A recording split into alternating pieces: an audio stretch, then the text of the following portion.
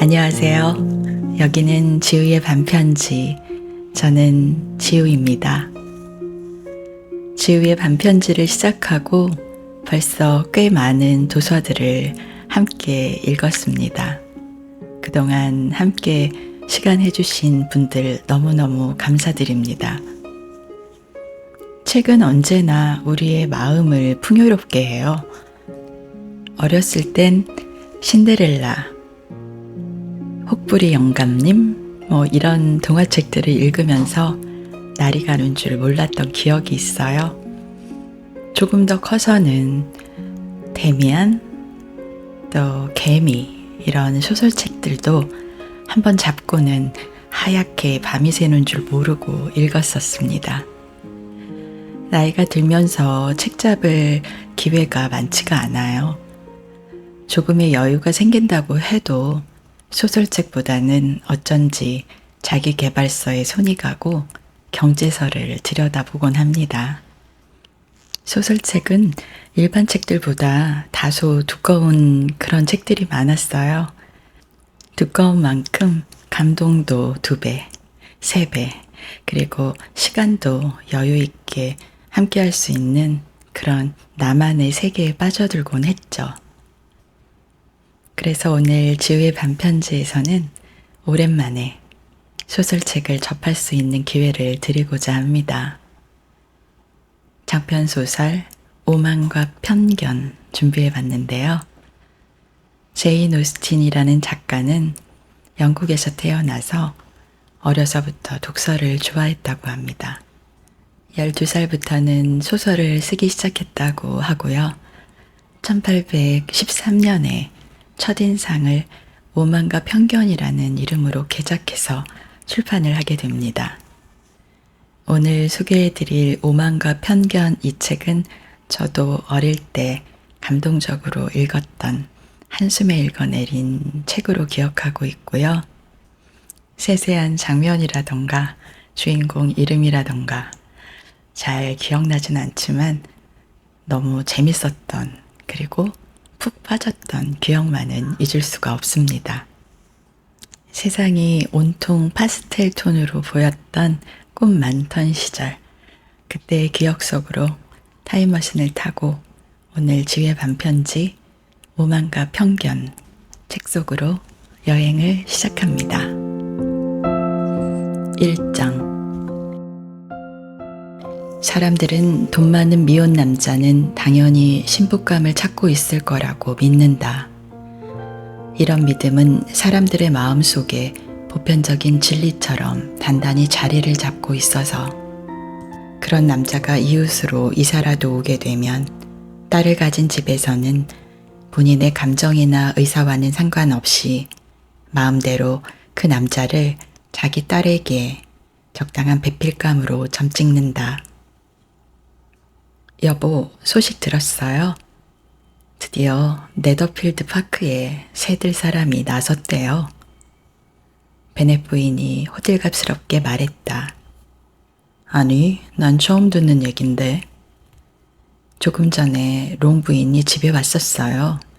그런데 새 들어올 사람이 누군지 아세요?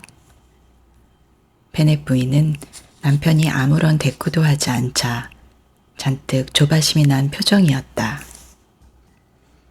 당신이 얘기하고 싶어 못 견디겠다면 들어줄 용의는 있어. 베넷 부인은 남편의 말이 떨어지기가 무섭게 수다를 늘어놓기 시작했다.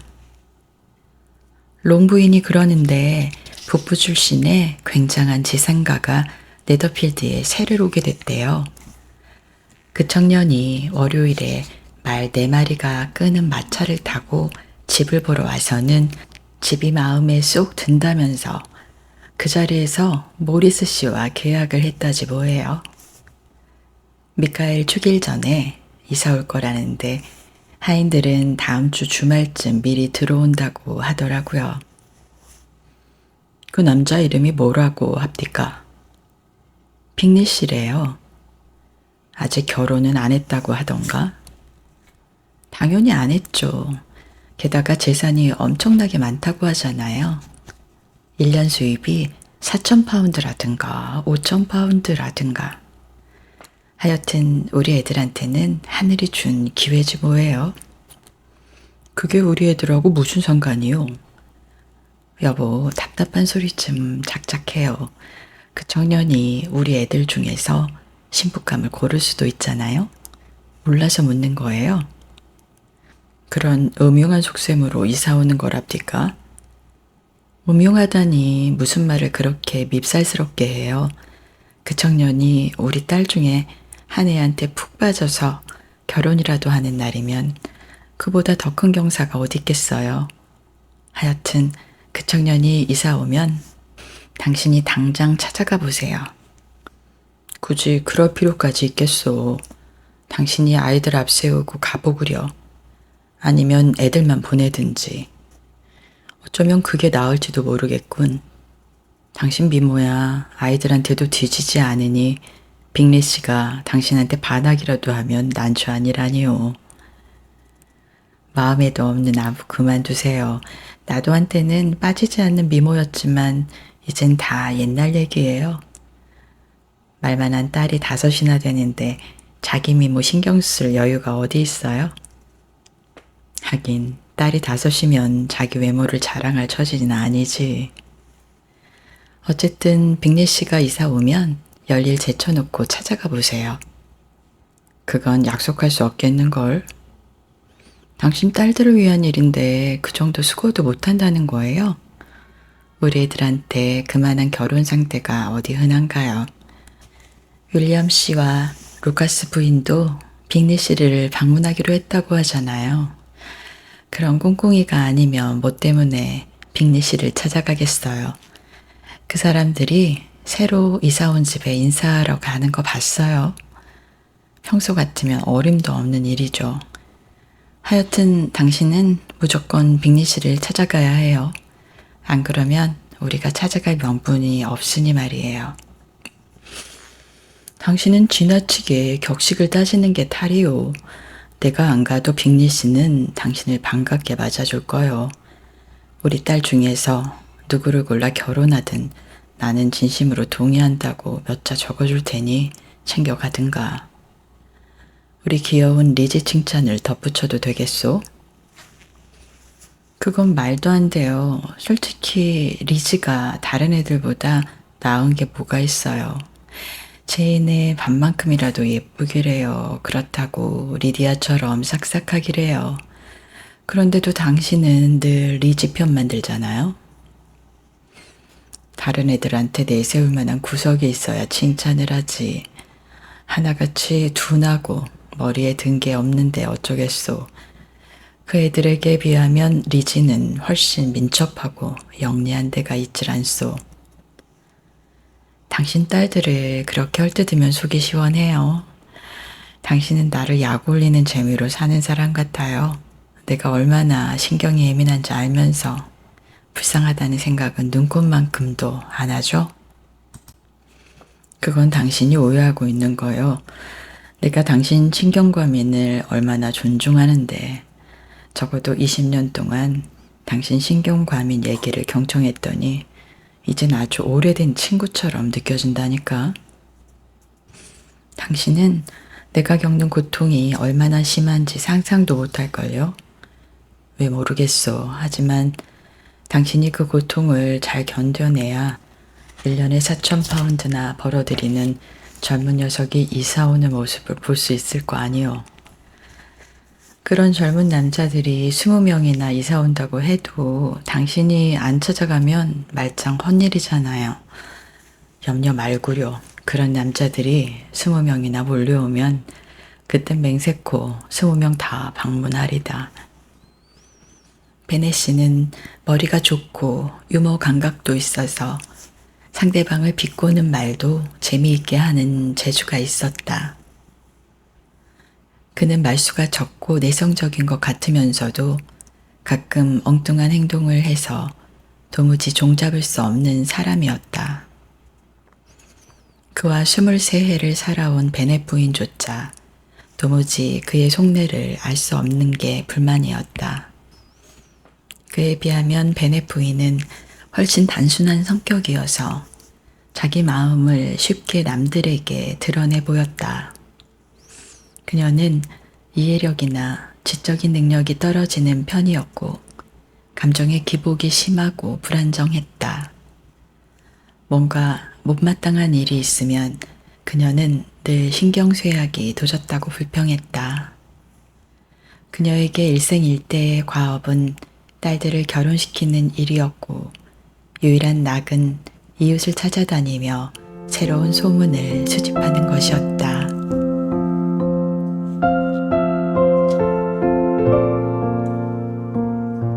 이 장 결국 베넷 씨는 빅리 씨를 찾아간 첫 번째 방문자가 되었다. 아내에게는 끝까지 가지 않을 거라고 말했지만 속으로는 줄곧 찾아갈 작정을 하고 있었던 것이다. 베넷 씨가 빅리 씨를 방문한 날 저녁까지도 베넷 부인은 그 사실을 까맣게 모르고 있었다. 베넷 씨는 그날 저녁 가족들이 빅리 씨 이야기를 하는 도중에 슬그머니 그 사실을 털어놓았다. 모자에 장식을 달고 있던 둘째 딸을 보고 베넷 씨가 불쑥 말을 꺼냈다. 그 모자는 빅리 씨 마음에 들었으면 좋겠구나, 리지야. 빅리 씨가 어떤 모자를 좋아하는지 어떻게 알아요? 찾아가지도 못하는데. 베넷 부인이 볼멘 소리로 말했다. 잊어버린 거예요, 엄마? 무도회장에서 빅리 씨를 만나기로 했잖아요. 롱 부인이 소개해준다고 약속했다면서요. 롱 부인이 소개해 줄 리가 없어. 자기도 조카딸이 둘씩이나 되는데 얼마나 이기적이고 위선적인 여자인 줄 아니. 그 여자 말은 도통 믿을 수가 없어. 그건 나도 동감이요. 당신이 그 부인 도움을 받지 않기로 했다니 듣던 중 반가운 말이로구려. 베넷 부인이 대꾸를 안 하려 했지만 도저히 참을 수가 없었던지 엉뚱하게 딸을 야단치기 시작했다. 키티야, 제발 기침 좀 그만해라. 내 신경 좀 생각해 줄 수 없겠니? 신경이 아주 갈기갈기 찢어지는 것 같다. 기침을 아무 때나 하는 게 문제야. 꼭 안 좋은 타이밍에 기침을 한단 말이지. 베넷 씨가 말했다. 제가 뭐 재미로 기침하는 줄 아세요? 키티가 발끈해서 대꾸했다. 그런데 다음 무도회는 언제야, 리지 언니? 보름 후야. 맞아. 베넷 부인이 큰 소리로 말했다.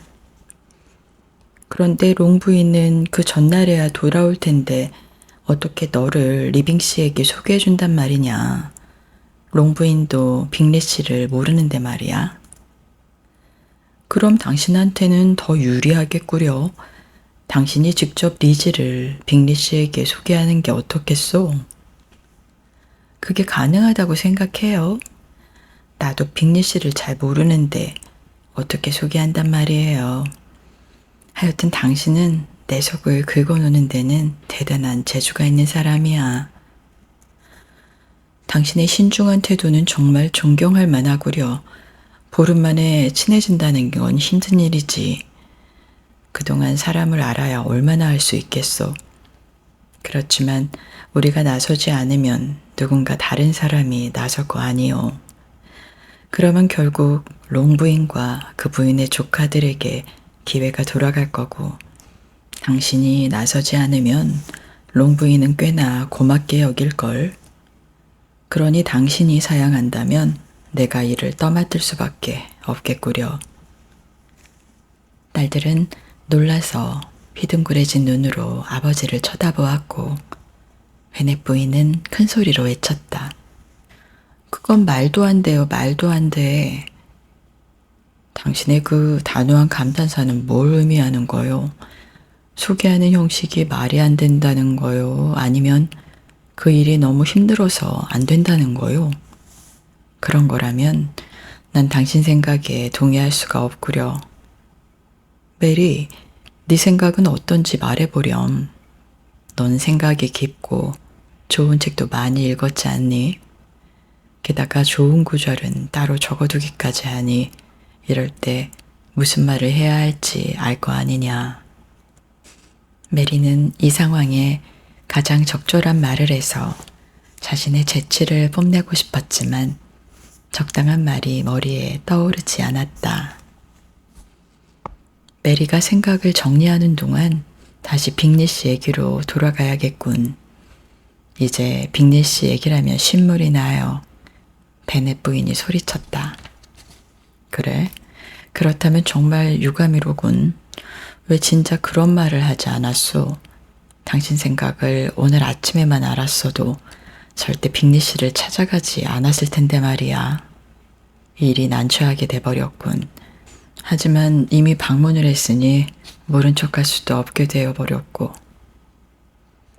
여자들은 그의 기대를 저버리지 않고 깜짝 놀랐다. 그 중에서도 가장 놀란 사람은 바로 베넷 부인이었다. 그녀는 요란스럽게 한바탕 기쁨을 표현하고 나서 흥분이 가라앉자 이렇게 될 줄 미리 알고 있었다며 너스레를 떨었다. 당신은 정말 송이 깊은 분이세요. 당신이 결국에는 내 말을 들어주실 거라고 생각했어요. 당신처럼 딸들을 사랑하는 분이 이런 기회를 놓칠 리가 없잖아요. 정말 기뻐요. 오늘 아침에 빅리 씨를 방문하고도 어쩌면 지금까지 한마디도 안 할 수가 있죠. 키티야, 이제 마음 놓고 기침해도 될 것 같구나. 베넷 씨는 좋아서 어쩔 줄 모르며 호들갑을 떠는 부인에게 질렸다는 표정으로 방에서 나갔다. 너희들은 정말 훌륭한 아버지를 두었어. 문이 닫히고 나자 베넷 부인이 말했다. 너희들은 아버지의 은혜에 어떻게 보답할 수 있겠니? 나도 마찬가지고 우리 나이가 되면 서로 사람을 사귄다는 게 그리 즐거운 일만은 아니란다. 하지만 너희들을 위해서라면 무슨 일이든 못하겠니? 리디야, 넌 가장 나이가 어리지만 이번 무도회에서 리빙 씨가 분명히 너에게 춤을 청할 거다. 엄마도 참 걱정하지 마세요. 나이는 어리지만 키는 제가 가장 크잖아요. 리디아가 당차게 말했다. 그날 밤은 빅리 씨가 베넷 씨의 방문에 대한 답례로 언제 찾아올 건지 식사 초대를 언제 하는 게 좋을지 의논하는 일로 지나갔다. 3장 베넷 부인은 5딸들의 지원을 받아가며 남편에게 리빙 씨에 대해 캐물었지만 만족할 만한 대답을 얻어낼 수 없었다. 뻔뻔하게 노골적인 질문을 하기도 하고 교묘하게 유도신문을 하기도 하고 빙 둘러서 속을 떠보려고 했지만 베넷 씨는 이런 모든 술수를 요리조리 잘도 빠져나갔다. 여자들은 어쩔 수 없이 루카스 부인의 간접적인 정보에 의지해야 했다. 그녀에게서 들은 얘기는 매우 호의적이었다. 루카스 경이 빅리 씨를 매우 마음에 들어 한다는 것이었다. 빅리 씨는 아주 젊고 잘생긴 데다 성격도 쾌활한 청년이라고 했다. 무엇보다 다음 모임에 많은 친구들을 몰고 오겠다고 했다는 것이다. 이보다 더 기쁜 소식이 있을까? 춤을 좋아하는 것은 사랑에 빠지기 시작하는 필수 조건이다. 여자들의 마음은 빅리 씨의 마음을 사로잡을 기대로 한껏 부풀어 올랐다. 우리 딸 중 하나가 결혼을 잘해서 네더필드에 정착하면 다른 아이들도 언니처럼 시집을 잘 가게 될 거고 그렇게만 되면 나로서는 더 바랄 게 없는 일이에요. 베넷 부인이 남편에게 말했다. 며칠 후 빅리 씨가 베넷 씨의 방문에 대한 답례로 찾아왔다. 그는 10분 동안 서재에서 베넷 씨와 대화를 나누고 돌아갔다. 그는 미인으로 소문난 딸들을 볼 수 있을 거라는 기대를 품고 있었지만 그럴 기회는 주어지지 않았고 부친만 만날 수 있었다. 그러나 여자들은 운이 좋게도 위층 창문으로 파란 양복을 입고 검은 말을 탄 그의 모습을 볼 수 있었다. 곧 만찬 초대장이 발송되었고 베넷 부인은 자신의 살림 솜씨를 뽐낼 식당까지 짜놓았다. 그러나 다음 날 아침 빅리 씨의 답장이 도착했다. 런던에 가야 하기 때문에 식사 초대에 응할 수 없다는 것이었다. 모든 계획은 연기될 수밖에 없었다. 베넷 부인의 실망은 이만저만 큰 게 아니었다. 그녀는 빅리 씨가 하트퍼드셔에 도착하자마자 런던에 볼 일이 있다는 게 이해되지 않았다. 게다가 빅리 씨가 네더필드에 붙어 있지 않고 늘 이곳저곳 옮겨 다니는 건 아닌지 불안하기도 했다. 루카스 부인은 빅리 씨가 성대한 무도회를 준비하기 위해서 런던에 갔을 거라고 말해서 베넷 부인의 걱정을 다소나마 덜어주었다. 그리고 얼마 후 빅리 씨가 숙녀 12명과 신사 7명을 파티에 데려올 거라는 말이 들려왔다. 딸들은 여자들이 너무 많다고 못마땅해 했지만 무도회 전날 빅리 씨가 12명의 여자가 아니라 5명의 노이들과 사촌 1명을 데리고 올 거라는 말을 듣자 겨우 마음을 놓았다. 그러나 막상 파티에 도착한 사람은 빅리 씨와 그의 누이 2명과 큰 누나의 남편 그리고 다른 청년 1명 이렇게 5사람 뿐이었다. 빅리는 준수하고 신사다운 외모에 유쾌하고 편안하고 자연스러운 몸가짐을 갖춘 청년이었다. 그의 누이들도 상류사회의 품위가 넘치는 미인들이었고 빅리의 매형인 허드스 씨 역시 신사다운 풍모를 지니고 있었다.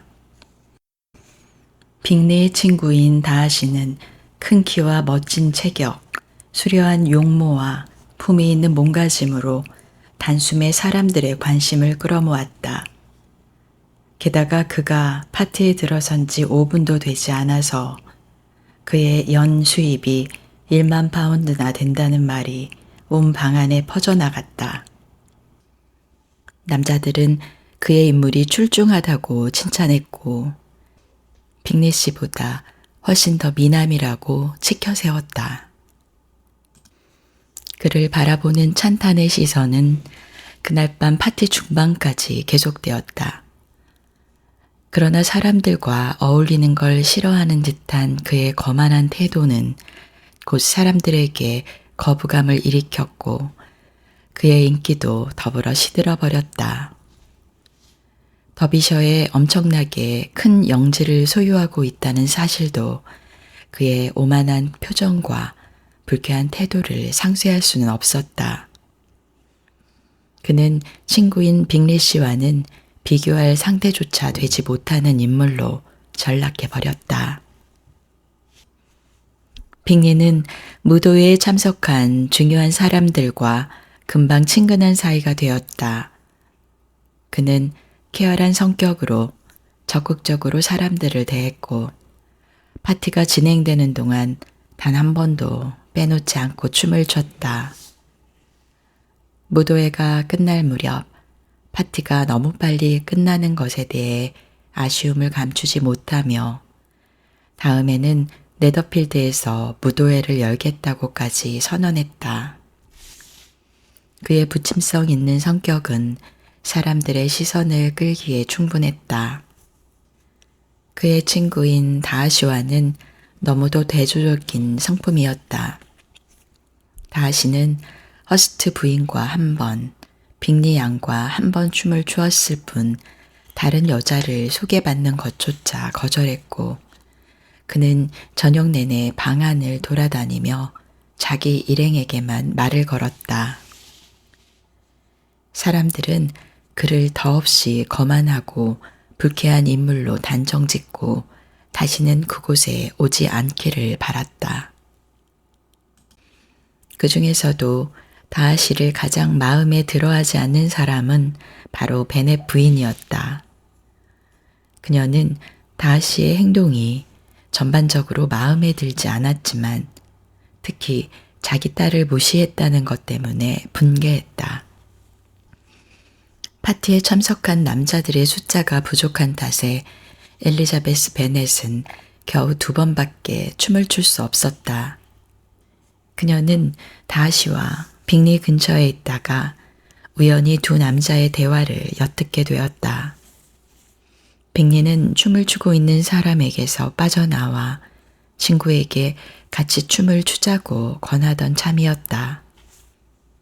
이봐, 다하시, 자네도 춤을 춰야지. 이렇게 멍청하게 혼자 떨어져 있는 건 모양새가 좋지 않아. 이런 자리에선 춤을 추는 게 예의라는 걸 모르지는 않을 텐데. 나는 춤을 추고 싶은 생각이 전혀 없네. 잘 알지도 못하는 여자와 춤추는 건 내가 얼마나 질색하는지 자네도 잘 알지 않나. 이런 데서 춤추는 건 도저히 못할 노릇이야. 자네 노이들은 벌써 파트너가 있고 다른 여자와 춤추는 건 내겐 고역이야. 자네처럼 까다로운 친구는 없을 거야. 내 명예를 걸고 말하는데 오늘 저녁처럼 멋진 여자들을 많이 만나는 건 처음일세. 자네가 보다시피 보기 드문 미인들도 있지 않나. 자네는 이 방에서 유일하게 아름다운 여자와 춤추고 있어. 다시는 베넷 씨의 맞다를 바라보며 말했다. 자네 말이 맞아. 내가 지금까지 만나본 여자들 중에서 가장 아름다운 여자야. 하지만 자네 뒤에 앉아있는 그녀의 동생도 꽤 예쁜 편이지 않은가. 게다가 성격도 아주 쾌활해 보이던데 내 파트너에게 부탁을 해서 자네에게 소개해주지. 누구를 말하는 건가? 그는 잠시 엘리자베스를 쳐다보더니 그녀와 눈길이 마주치자 얼른 시선을 돌리고는 차갑게 말했다. 못 봐줄 정도는 아니군. 하지만 반할 정도도 아니야. 난 지금 다른 남자들이 거들떠보지 않는 여자를 상대해 줄 기분이 아니라네. 나한테 시간 낭비하지 말고 자네 파트너에게 돌아가서 그녀의 미소나 즐기지 그래. 빅리는 그의 충고에 따라 베넷 양에게 돌아갔고 다하시는 다른 쪽으로 걸어가 버렸다. 그 자리에 혼자 남은 엘리자베스는 속으로 씁쓸한 기분을 삭혀야 했다. 하지만 그녀는 우울해하는 대신 친구들에게 그 이야기를 신나게 떠들어댔다. 재미있는 일이 있으면 남들에게 말하지 않고는 못 견디는 게 그녀의 장난기 많고 명랑한 성격이었다. 그날 밤은 베넷 씨 가족 모두에게 즐거운 시간이었다.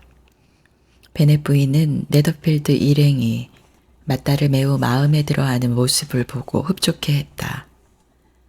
빅리는 제인과 2번이나 춤을 추었고 그의 누이들도 그녀를 남다르게 대하는 것 같았다. 제인 역시 드러내놓고 표현하지는 않았지만 엄마 못지않게 만족스러워하는 기색이었다. 엘리자베스는 언니가 몹시 기뻐하고 있다는 걸 알아차릴 수 있었다. 메리는 빅리 양에게 자신이 이 근방에서 가장 똑똑한 아가씨라고 소개되는 말을 들었고 캐서린과 리디아는 한 번도 파트너가 없어서 춤을 추지 못한 적이 없었다. 그들이 가장 바라던 일이 이루어진 셈이었다. 베넷 일가는 즐거운 기분으로 그들의 본거지인 롱본으로 돌아왔다. 베넷 씨는 아직 잠자리에 들지 않고 있었다. 워낙 책을 들면 시간 가는 줄 모르는 사람이기도 하지만 가족들의 굉장한 기대감을 불러일으켰던 오늘 밤 무도회가 어땠는지 궁금하기도 했다. 그는 새로 이사온 청년에 대한 아내의 기대가 실망으로 바뀌기를 내심 바라고 있었다. 그러나 그가 아내에게 들은 이야기는 정반대였다. 여보, 이렇게 즐거웠던 밤은 정말 처음이었어요. 얼마나 훌륭한 무도회였는지 몰라요. 당신도 갔더라면 좋았을 텐데. 제이는 인기가 최고였어요. 모두들 예쁘다고 난리들이었죠. 빅리 씨도 아름답다고 칭찬을 아끼지 않으면서 2번이나 제인과 춤을 추었다니까요. 생각 좀 해보세요. 제인과 2번이나 춤을 춘 거예요. 그 방에서 빅리 씨가 2번이나 춤을 청한 여자는 제인밖에 없었어요. 빅리 씨는 처음에는 루카스 양에게 춤을 청했죠. 빅리 씨가 그 여자와 일어서는 걸 보고 내 속이 얼마나 뒤집어졌는지 몰라요. 하지만 루카스 양에게 반한 것 같지는 않더라고요.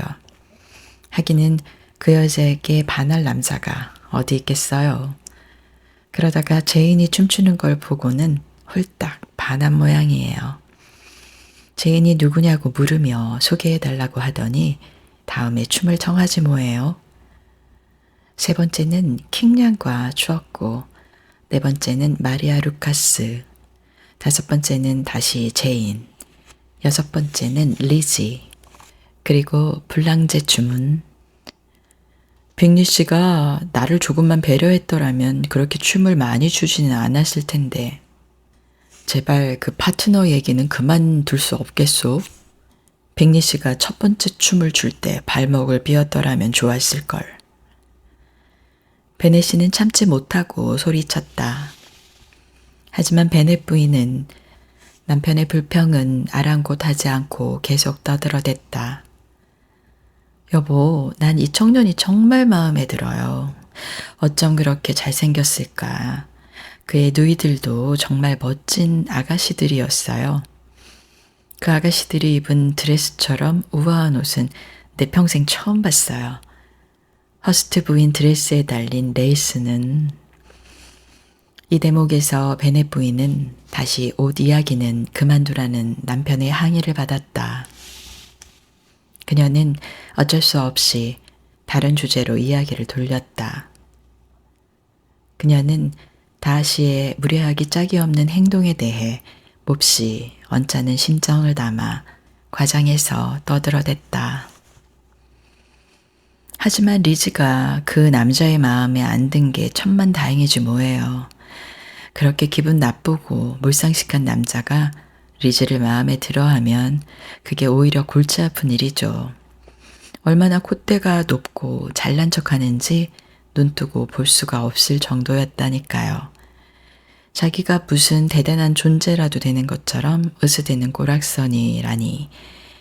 같이 춤추고 싶을 만큼 잘생기지도 못한 주제에 당신이 가서 그 남자의 코를 납작하게 만들었어야 하는 건데 정말 마음에 안 드는 남자예요.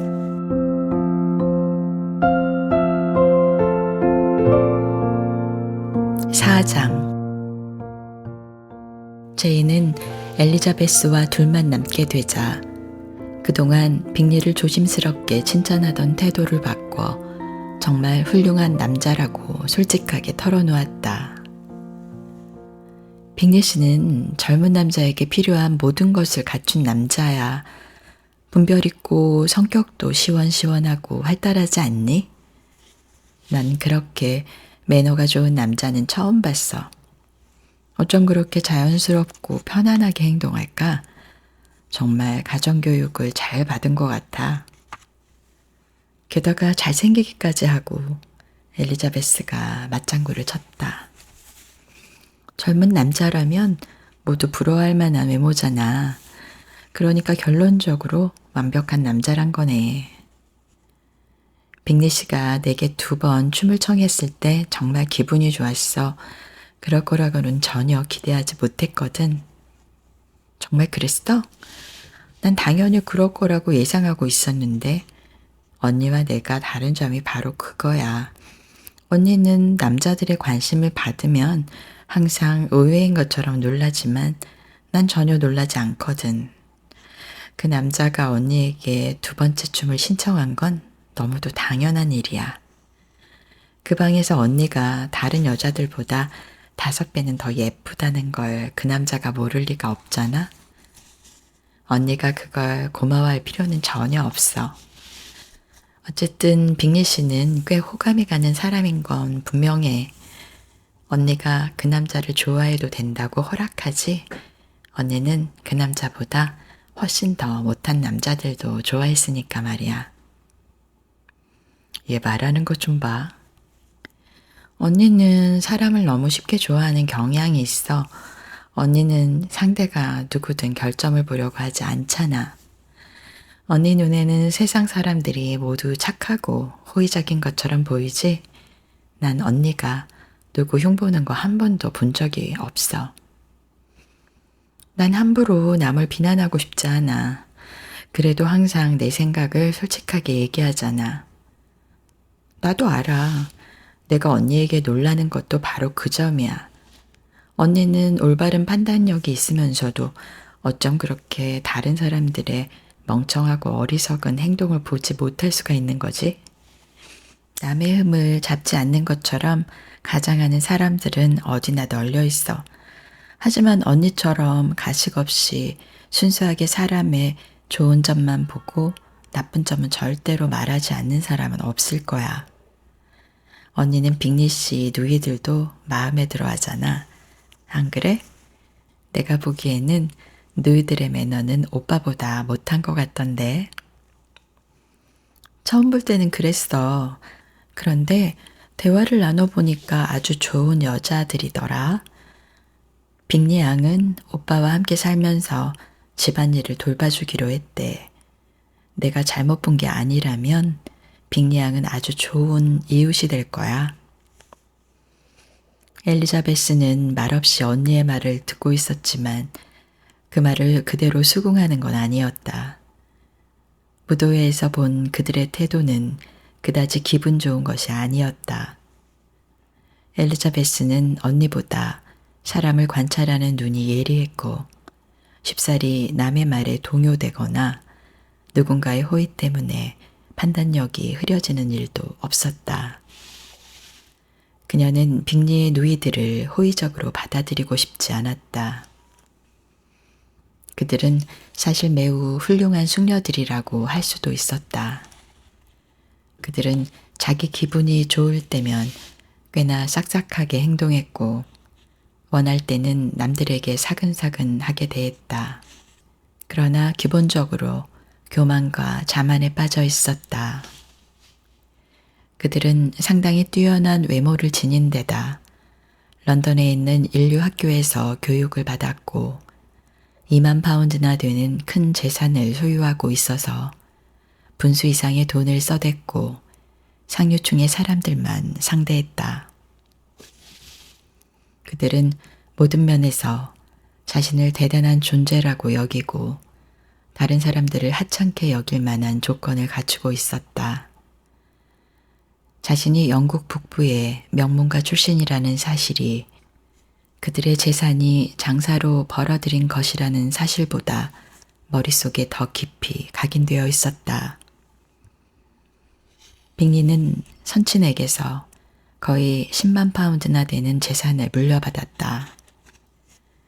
그의 아버지는 땅을 사고 싶어 했지만 뜻을 이루지 못하고 돌아가셨다. 빅리도 아버지의 뜻을 이어 땅을 사려는 생각이 없는 것은 아니어서 가끔 땅을 물색하기도 했지만 그의 무사안이란 성격을 잘 알고 있는 사람들은 빅리가 훌륭한 저택과 수렵권을 얻은 것으로 만족하고 여생을 네더필드에서 지내면서 토지 매입권은 다음 세대에 맡길 거라고 생각했다. 그의 누이들은 속으로 빅리가 자기 소유의 저택을 갖기를 몹시 바라고 있었다. 하지만 빅리가 저택을 임대하자 빅리 양은 망설임 없이 그의 식탁을 책임지는 역할을 맡기로 했다. 허스트 부인 역시 재산보다 집안을 보고 남편을 선택했기 때문에 자신의 형편을 생각해서 빅리의 집에 눌러 살기로 마음먹었다. 빅리는 성년이 된 지 2년이 채 못 되었을 때 우연히 네더필드의 저택을 구경해 보라는 권유를 받았다. 그는 직접 그 집에 가서 겨우 30분 동안 돌아보고는 집의 위치와 방이 마음에 들자 그 자리에서 계약을 해버렸다. 그와 다하 씨는 성격이 정반대임에도 불구하고 꽤 오랫동안 우정을 이어온 사이였다. 다하 씨는 빅리의 느긋하고 솔직하면서도 유연한 성품을 사랑했다.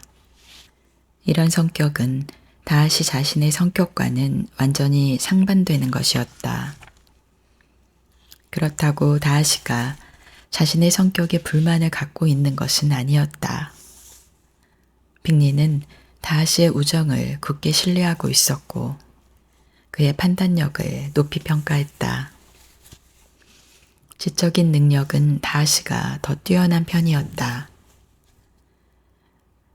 빅리도 이해력이 부족한 건 아니었지만 다하 씨의 머리가 뛰어나게 좋다는 걸 인정하지 않을 수 없었다.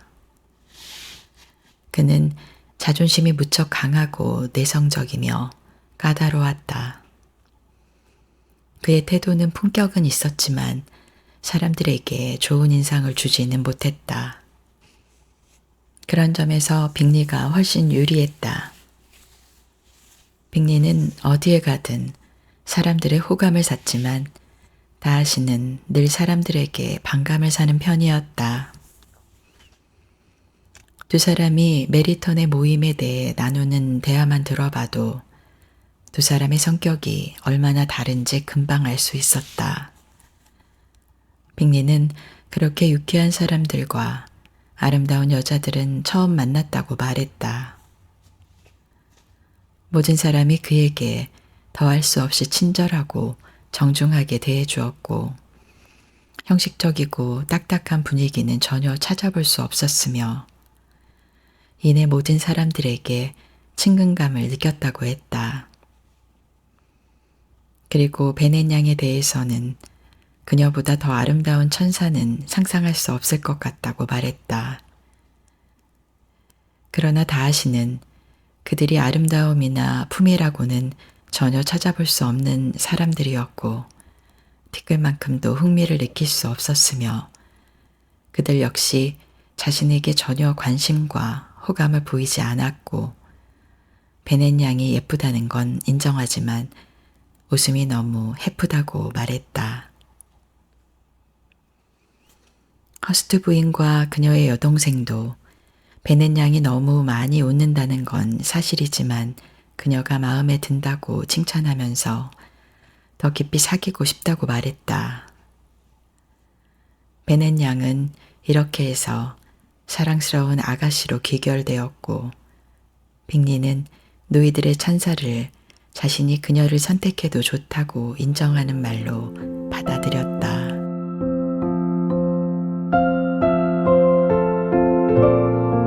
(5장) 롱본에서 얼마 떨어지지 않은 곳에 베넷이 가족이 특별히 친하게 지내는 가족이 살고 있었다. 윌리엄 루카스 경은 이전에 메리턴에서 장사를 해서 상당한 재산을 모았고 시장으로 재직하는 동안 국왕에게 청원해서 기사 자격까지 받았다. 기사라는 직위가 그에게는 대단한 명예로 여겨졌던지 그는 장사일과 좁은 시장통에 있는 자신의 집에 염증을 느꼈다. 그는 이 모든 것을 버리고 가족과 함께 메리턴에서 1마일 정도 떨어진 곳에 있는 집으로 이사했다. 그는 그 집을 루카스 저택이라고 명명하고 그곳에서 장사에 얽매이지 않고 자신의 높은 지위를 누르며 오로지 세상 사람들에게 친절과 예의를 베푸는 일에만 몰두했다. 그는 자신의 신분이 높아진 것을 자랑스럽게 여겼지만 그것으로 인해 거만해지지 않았고 오히려 모든 사람들에게 더욱 정중하게 대했다. 원래 아기가 없고 친절하며 자상한 성품을 타고난 그는 세인트 제임스 궁에서 국왕을 아련하고부터는 예의의 화신처럼 되었다. 루카스 부인은 성품이 착하고 지나치게 똑똑하지 않다는 점에서 베넷 부인에게는 안성맞춤인 이웃이었다. 루카스 부인은 여러 명의 자녀를 두었는데 27살인 첫 딸은 현명하고 총명한 아가씨로 엘리자베스의 절친한 친구였다. 루카스 자매들이 베넷 자매들에게 파티에 관한 이야기를 나누는 것은 절대 빼놓을 수 없는 중요한 일이었다. 무도회가 열린 다음 날 아침 루카스 자매들이 롱본으로 찾아왔다. 어젯밤 시작이 정말 좋았어. 샬럿, 빅리 씨가 내게 첫 번째로 춤을 청했잖니. 베넷 부인이 속마음을 감추고 조심스럽게 운을 뗐다. 네, 하지만 그분은 두 번째 파트너를 더 좋아하는 것 같던데요. 제인을 말하는 거니? 두 번이나 춤을 춘 상대가 제인이니 말이다. 제인에게 호감이 있는 건 틀림이 없는 것 같더구나. 사실 나도 그렇다고 생각하긴 한다만 내가 들은 얘기도 있고 해서 말이다. 하지만 로빈슨 씨가 한 말이 무슨 얘긴지 잘 모르겠구나. 제가 빅리 씨와 로빈슨 씨가 하는 얘기를 엿들은 걸 말씀하시는 거죠? 제가 말씀 안 드렸던가요? 로빈슨 씨가 빅리 씨에게 메리턴 파티가 어떠냐, 아름다운 여자들이 정말 많지 않느냐, 누가 가장 예쁜 것 같느냐라고 물으니까 마지막 질문에 주저없이 말할 것도 없이 베넷이 큰 따님이지. 그 점에 대해서는 누구라도 이의를 제기할 수 없을걸. 이렇게 대답을 했다잖아요. 그래, 맞아. 그럼 더 이상 의심할 여지가 없을 것 같구나. 하지만 그렇다고 꼭 일이 잘 되란 법은 없지 않겠니? 그 얘기보다 내가 들은 얘기가 더 중요할 것 같지 않아, 엘리자? 물론 다하시 씨가 한 말은 빅리 씨의 말처럼 믿을 만한 게 못 되긴 하지만 불쌍한 엘리자, 그냥 봐줄만 하다니. 어떻게 그런 말을 할 수가 있니? 샬럿이 엘리자베스를 보며 딱하다는 표정으로 말했다. 그 얘긴 그만두는 게 좋겠다. 그 일을 생각하면 리즈도 속이 뒤집어질 테니까. 정말 기분 나쁜 사람이더구나. 그런 남자의 마음에 들면 그게 더 고약한 일이지 뭐겠니. 롱부인이 그러는데 어젯밤 30분 동안이나 그 남자 옆에 앉아 있었는데 글쎄 입도 뻥끗하지 않았다지 뭐냐. 잘 알고 하시는 말씀이세요? 뭔가 잘못하신 거 아니에요, 어머니? 다하시 씨가 롱부인에게 얘기하는 걸 제가 분명히 봤는데요. 제인이 말했다. 아, 그거 말이냐. 롱부인이 하도 답답해서 네더필드가 마음에 드느냐고 물어봤다고 하더라. 그러니까 마지못해 대답하더란다. 롱부인이 말을 거니까 볼멘 소리를 하더래. 빅리 양한테 들은 얘긴데 그분은 친한 사이가 아니면 별로 말을 하지 않는 성격이래요. 그래도 친한 사람들에게는 아주 친절하다고 하던걸요. 난 그런 얘기는 못 믿겠다. 예, 그렇게 친절한 사람이라면 왜 롱부인에게 한마디도 말을 붙이지 않았겠니? 하긴 짐작 가는 일이 있긴 하다. 다들 그 사람을 거만하기 짝이 없는 사람이라고 하더구나. 롱부인이 마차가 없어서 무도회에 마차를 세내서 타고 왔다는 얘길 그 사람이 들은 게 분명해.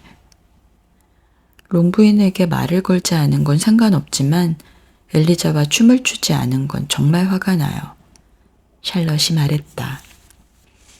엘리자, 내가 너라면 다시 기회가 온다고 해도 절대 그런 사람하고는 춤추지 않을 거다.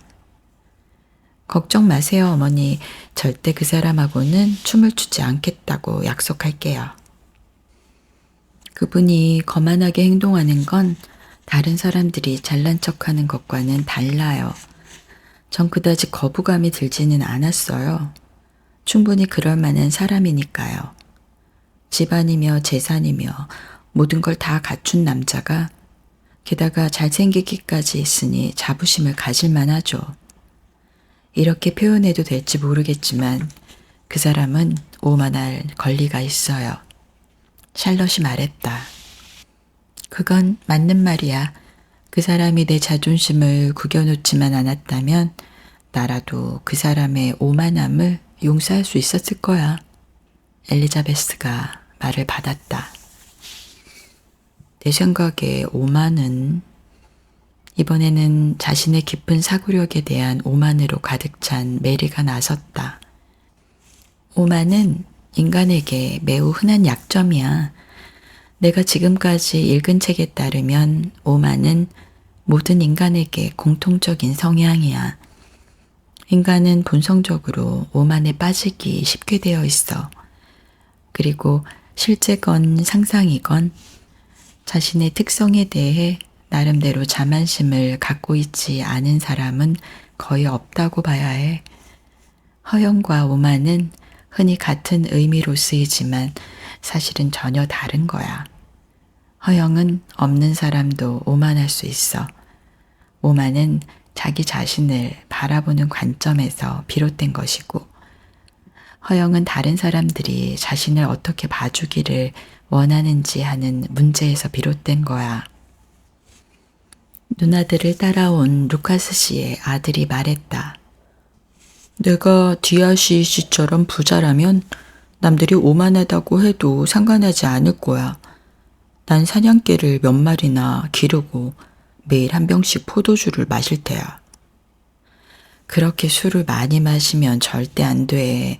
내 눈에 뜨이면 당장 병을 빼앗아 버릴 거야. 베넷 부인이 소년을 협박했다. 소년은 포도주병을 뺏으면 안 된다고 항의하고 베넷 부인은 계속 뺏을 거라고 으름장을 놓고, 그런 그들의 논쟁은 헤어질 때야 끝이 났다.